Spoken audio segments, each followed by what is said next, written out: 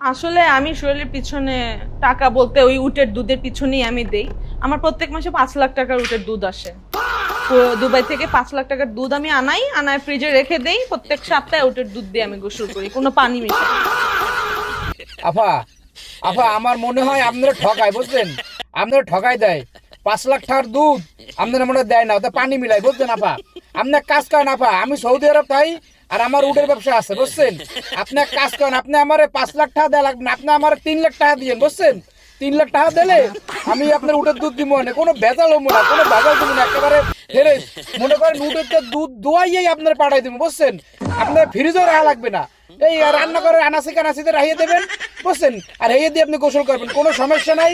ও দুধ কাটবে না, ওদের আমরা যে উট পালি, এই উটের দুধ যদি আপনি হাঙ্গ দিবনও রাখিয়ে দেন, তাহলে এই দুধ কাটবে না। প্রত্যেকদিন না, আমি সপ্তাহে ব্যবহার করি এরকম। না না না না আপা, আপা আপনি প্রতিদিন দুধ দিয়ে গোসল করবেন। আপনি প্রত্যেক দিন উটের দুধ দিয়ে গোসল করবেন, কোনো সমস্যা নাই। আপনি আমার 3 লক্ষ টাকা দেবেন, আমি আপনার পুরো মনে করেন মাসের দুধ দিয়ে দেবো, বুঝছেন?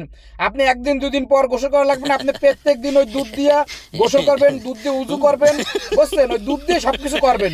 লাগবে দুধের পায়েস খাইবেন, দুধের সেমাই খাইবেন, কোনো সমস্যা নাই। আমরা যে দুধ দিবো এটা অরিজিনাল খাঁটি দুধ, বুঝতে পারছেন আপা? আপনার কোনো সমস্যা নাই। আপনি 3 লাখ টাকা দিয়েন, আমি আপনার অ্যাকাউন্ট নাম্বার পাঠিয়ে দিতে আসি, আপনি টাকা দিয়েন 3 লাখ, ঠিক আছে আপা? সমস্যা নাই।